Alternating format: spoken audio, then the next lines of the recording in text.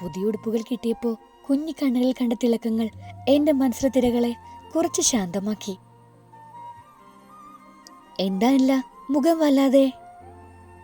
അമലാമ്മ അടുത്തേക്ക് വന്ന് ചോദിച്ചു. ഒന്നുമില്ല അമലാമ്മേ, മടുത്തു, അതാവും. ഞാനൊന്ന് കിടന്നിട്ട് വരാം. എനിക്ക് കിട്ടിയ കൗറെടുത്ത് ഡോമെട്രിയിലേക്ക് നടന്നുകൊണ്ട് പറഞ്ഞു ഞാൻ. അമലാമ്മ എന്നെ നോക്കി നിൽക്കുന്നുണ്ടെന്ന് എനിക്കറിയാമായിരുന്നു. എന്നിലെ ചെറിയ മാറ്റം പോലും അമലാമ്മയ്ക്ക് മനസ്സിലാവും. കട്ടിൽ ചെന്ന് വീഴുമ്പോൾ കവർ വലിച്ചെറിയാനാണ് തോന്നിയത്. ചിലപ്പോഴെങ്കിലും അനാഥ എന്തിനേക്കാൾ എന്നെ ഭരിക്കുന്നത് അതിൽ നിന്ന് കിട്ടിയ അപകർഷതാ ബോധമാണ്.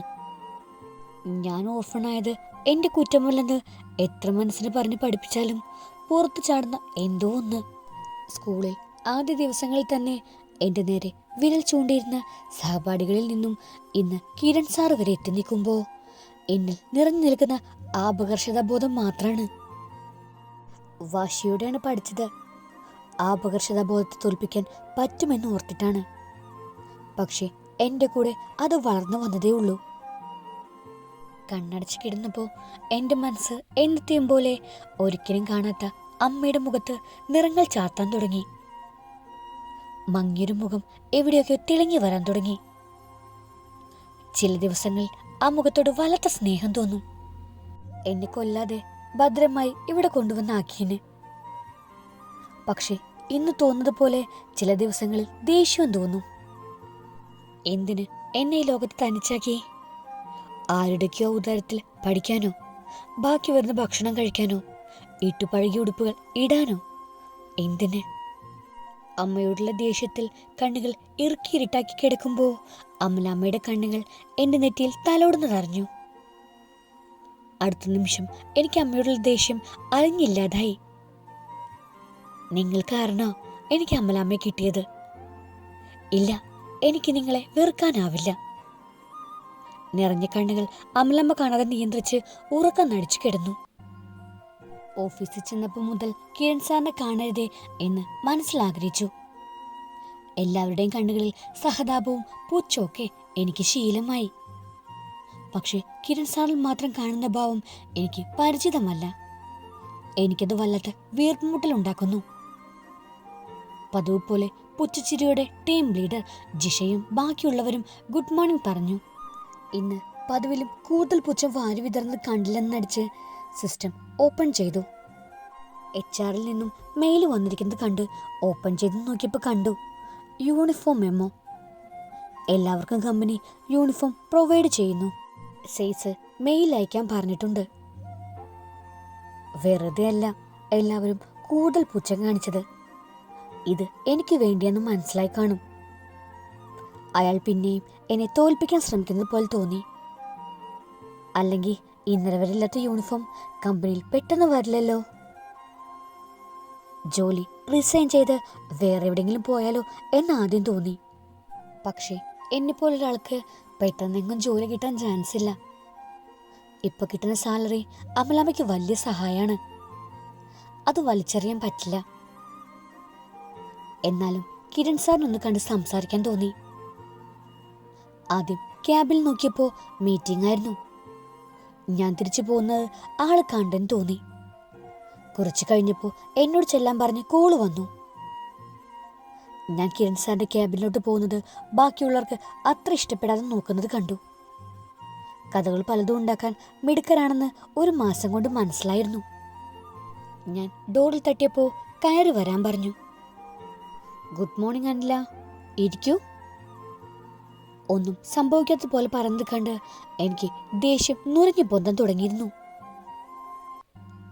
യൂണിഫോം എനിക്കായി ഉണ്ടാക്കിയതാണോ? ഞാൻ എടുത്തടിച്ചതുപോലെ ചോദിച്ചു. അതെന്തിനാ തനിക്ക് വേണ്ടി കമ്പനി യൂണിഫോം ഉണ്ടാക്കുന്നത്? ഇത് ഞാൻ നേരത്തെ പ്ലാൻ ചെയ്ത് വെച്ചിരിക്കുന്നതാ, സാറ് പുഞ്ചിരിയോടെ പറഞ്ഞു. പിന്നെ എന്തു പറയണമെന്നറിയാൻ നിൽക്കുമ്പോൾ ചോദിച്ചു, ഇതന്വേഷിക്കാനാണോ താൻ വന്നതെന്ന്? എന്തിനാ എന്നെ ഇങ്ങനെ തോപ്പിക്കുന്നേ? ഞാൻ ഇന്നലെ സ്യൂട്ട് വാങ്ങിയിരുന്നെങ്കിൽ ഇന്ന് ഈ മെമ്മോ വരില്ലായിരുന്നു. ഇവിടെയുള്ളവർ എന്നെ നോക്കി ചിരിക്കില്ലായിരുന്നു. ബാക്കിയുള്ളവരുടെ അവതാരത്തിൽ ജീവിച്ചു മടുത്തു. അതാ ഇന്നലെ വേണ്ടാന്ന് പറഞ്ഞത്. ഞാൻ ഇങ്ങനെയാണ്. കളറുള്ള ഡ്രസ്സ് കാണുമ്പോൾ മഞ്ഞളിച്ച് പോകുന്നവളല്ല. വിശക്കുമ്പോൾ നിങ്ങളെപ്പോലുള്ളവർ തരുന്ന എച്ചിൽ കഴിച്ചിട്ടുണ്ട്. നാണം മറയ്ക്കാൻ പലരും വലിച്ചെറിഞ്ഞു തരുന്ന ഉടുപ്പുകൾ ഇട്ടിട്ടുണ്ട്. പക്ഷെ വേണ്ടെന്ന് തോന്നുന്നത് പറയാൻ എനിക്ക് നന്നായി അറിയാം. ഇനിയും എൻ്റെ കാര്യങ്ങൾ അന്വേഷിക്കാൻ വരരുത്. ആദ്യം ഒരു കല്യാണാലോചന, അത് നടക്കില്ലെന്ന് അറിഞ്ഞപ്പോൾ എന്നെ ഇംപ്രസ് ചെയ്യാനാണോ ഈ നാടകമെങ്കിൽ തുടരാതിരിക്കുന്നതാവും നല്ലത്. പറഞ്ഞു കഴിഞ്ഞപ്പോൾ ഞാൻ വല്ലാതെ കിതയ്ക്കുന്നുണ്ടായിരുന്നു. ഇത്രയും കാലം ആരോടൊക്കെ പറയാതെ ഒതുക്കി വെച്ചത് പുറത്ത് ചാടിയതുപോലെ. കിരൺ സാറ് ശാന്തമായി തന്നെ നോക്കിയിരിക്കുന്നത് കണ്ടപ്പോൾ പിന്നെയും എന്തൊക്കെയോ പറയാൻ തോന്നി. പക്ഷെ മനസ്സിലെ ഭാരം പകുതി കുറഞ്ഞിരുന്നു. അതുകൊണ്ട് തിരിഞ്ഞു നടന്നു. സീറ്റിൽ പോവാതെ വാഷ്റൂമിൽ കയറി കണ്ണടച്ചു നിന്നു. ചിലപ്പോൾ എല്ലാം എൻ്റെ തോന്നലാവാം. മനഃപൂർവ്വമല്ലെങ്കിലും പറഞ്ഞത് കൂടിപ്പോയോ? അമലാമ്മ അറിഞ്ഞ വഴക്ക് പറയും. ഇല്ല, പറയേണ്ടത് തന്നെയാണ് പറഞ്ഞത്. എന്നെപ്പോലുള്ളവർ എന്തു സഹിച്ചു നിൽക്കുമെന്ന് അയാൾ വിചാരിച്ചിട്ടുണ്ടാവും. മനസ്സിൽ പിടിവലികൾ നടക്കുന്നുണ്ടായിരുന്നു. കുറച്ചു കഴിഞ്ഞ് മനസ്സൊന്ന് ശാന്തമായപ്പോൾ സീറ്റിൽ പോയിരുന്നു. അടുക്കി പിടിച്ച് അടുത്തിരുന്നവർ സംസാരിക്കുന്നത് കേട്ടെങ്കിലും ഒന്നും ശ്രദ്ധിച്ചില്ല. ഉച്ചയ്ക്ക് ഫുഡ് കഴിക്കാതിരുന്നപ്പോൾ കിരൺ സാറിന്റെ സെക്രട്ടറി ഗീതു പതിവ് പോലെ അടുത്ത് വന്നിരുന്നു. ഓഫീസിൽ ഗീതു മാത്രമാണ് എന്നെ ഒരു മനുഷ്യജീവിയായി കാണുന്നത് എന്ന് തോന്നിയിട്ടുണ്ട്. ഫുഡ് ചീഞ്ഞാവുന്ന ദിവസം ആളുടെ പാത്രത്തിൽ പകുതി എനിക്ക് തരും. ഒത്തിരി സംസാരിക്കും. അവളൊരാശ്വാസമാണ്. പക്ഷെ ലഞ്ച് ടൈം കഴിഞ്ഞ് മാത്രമേ അവളെ കാണാറുള്ളൂ. എന്താണല്ലേ കുട്ടി ഇന്നാകെ മ്ലാനമായിരിക്കുന്നേ? അവൾ പാത്രം തുറന്നുകൊണ്ട് ചോദിച്ചു. ഒന്നുമില്ല ഗീതു, ഞാൻ ചിരി വരുത്തി പറഞ്ഞു. പിന്നെ അവൾ വീട്ടിലെ വിശേഷങ്ങൾ പറഞ്ഞു തുടങ്ങി. അത് കേൾക്കാൻ എനിക്ക് വലിയ ഇഷ്ടമാണ്. അച്ഛനും അമ്മയുള്ള വീട്, അതെനിക്ക് അത്ഭുതമാണ്. ഒരിക്കലും കിട്ടാത്ത സ്വപ്നമായതുകൊണ്ടാവാം. അവൾ കഴിച്ചിരുന്നേക്കാൻ തുടങ്ങിയപ്പോൾ ഞാൻ ചോദിച്ചു, നമ്മുടെ യൂണിഫോം കമ്പനി പെട്ടെന്ന് എടുത്ത തീരുമാനമാണോ? അല്ലല്ലോ, അത് നേരത്തെ തന്നെ കിരൺ സാർ പ്ലാൻ ചെയ്തിരുന്നു. എന്താണല്ല? ചുമ്മാ ചോദിച്ചതാ. ഞാൻ അവളോടൊപ്പം എഴുന്നേറ്റു. അപ്പോഴാണ് ജിഷ മാം ഞങ്ങളെ കണ്ടത്. ബാക്കി ഡിപ്പാർട്ട്മെന്റിലെ ഹെഡുകളും ഉണ്ട്. ഇവിടെ ചിലരൊക്കെ വന്നപ്പോൾ എന്തൊക്കെ മാറ്റങ്ങളാണ്. ഞാനൊന്ന് ക്യാബിൽ നിന്ന് പുറത്തു പോകാൻ പറഞ്ഞതിന് കിരൺ സാർ എന്നെ പറയാത്തതൊന്നുമില്ല. ഇപ്പതേ യൂണിഫോമും സ്വന്തം ക്യാബിലോട്ട് വിളിച്ച് കുശലം പറയൽ. ജിഷാമ്മ ഉറക്കെ പറഞ്ഞു കേട്ടു. കൂടെ ചിരിക്കാനും കുറെ പേര്. ഞാൻ കേൾക്കാത്ത മട്ടിൽ പോവാൻ തുടങ്ങി. അതെങ്ങനെയാ? കണ്ടാട്ടേ പിടിച്ച് മെത്തേ കിടത്തിയാ കിടക്കുവോ? മുൻജന്മ ഗുണം കാണിക്കുമല്ലോ. ഞാൻ ഗീതുവിന്റെ കൈ പിടിച്ച് പോകാമെന്ന് പറഞ്ഞു. എന്താണല്ല നീ ഒന്നും പറയാതെ പോകുന്നേ? ഞാനായിരുന്നെങ്കിൽ അവളുടെ നാക്ക് അവിടെ കാണില്ലായിരുന്നു. നിനക്കറിയോ ഗീതു, ഇത് ഞാൻ ഓർമ്മ വെച്ചപ്പോൾ മുതൽ കേൾക്കാൻ തുടങ്ങിയതാ. ആദ്യമൊക്കെ വഴക്കിടുമായിരുന്നു. പിന്നെ മനസ്സിലായി ഈ പറഞ്ഞതെല്ലാം സത്യം തന്നെയാ. ജന്മം തന്നവരാന്നറിയാത്ത ഞാൻ എങ്ങനെയൊക്കെ കേൾക്കുമ്പോൾ പ്രതികരിക്കും. എൻ്റെ അമ്മ ചിലപ്പോൾ വേശ്യായെന്നിരിക്കാം. പക്ഷെ ഞാനങ്ങനെ ആകുമെന്ന് പറഞ്ഞത് മാത്രം അംഗീകരിക്കാൻ പറ്റില്ല. എൻ്റെ കണ്ണുകൾ നിറഞ്ഞൊഴുകുന്നുണ്ടായിരുന്നു.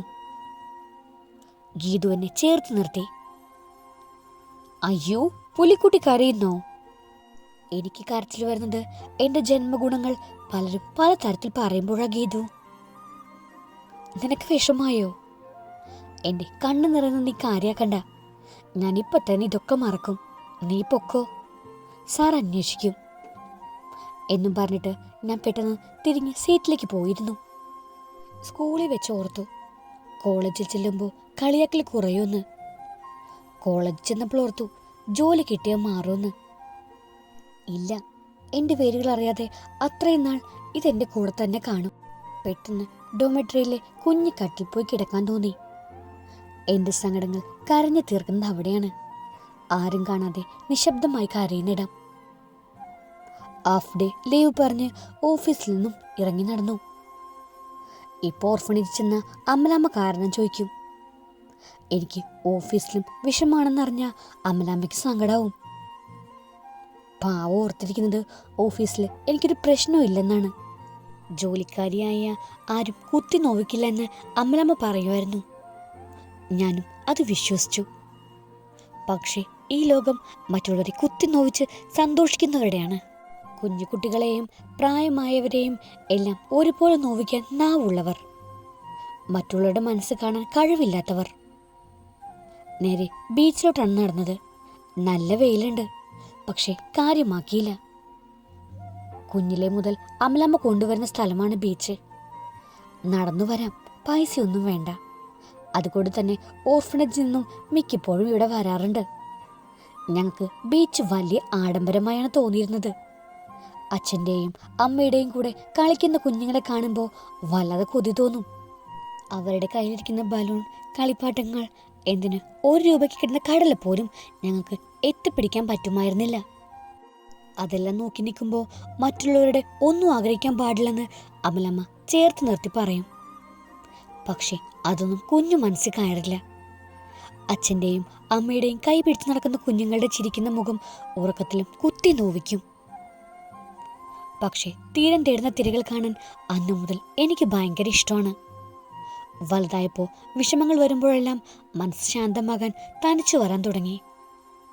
മനസ്സിലെ വിഷമങ്ങളെല്ലാം മാറി തെളിഞ്ഞ മനസ്സോടെ തിരിച്ചു പോവാൻ ഈ തീരവും തിരയും എന്നെ സഹായിച്ചിരുന്നു.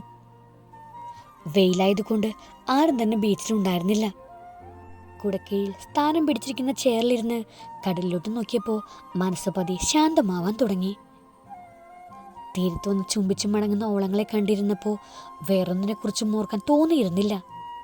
ഞാനും തിരയും തീരവും മാത്രമായ ലോകത്തേക്ക് ചുരുങ്ങിപ്പോയിരുന്നു. എടോ, ഈ വെയിലത്തിരുന്ന് തിരയെണ്ണുവാണോ? ശബ്ദം കേട്ടപ്പോൾ തന്നെ തലയുയർത്തി നോക്കാതെ തന്നെ അടുത്തു നിൽക്കുന്നത് ആരാണെന്ന് എനിക്ക് മനസ്സിലായിരുന്നു. ശാന്തമായ മനസ്സിലേക്ക് ഒരു വലിയ തിര വന്ന് ആഞ്ഞടിക്കുന്നത് ഞാൻ അറിഞ്ഞിരുന്നു. ഈ ലവ് സ്റ്റോറിയുടെ ബാക്കി കേൾക്കാൻ നിങ്ങൾക്ക് താല്പര്യമുണ്ടെങ്കിൽ സബ്സ്ക്രൈബ് ചെയ്ത് സപ്പോർട്ട് ചെയ്യുക. കൂടുതൽ തന്നെ ബെല്ലൈക്കണും പ്രസ് ചെയ്യാൻ മറക്കരുത്. Thank you.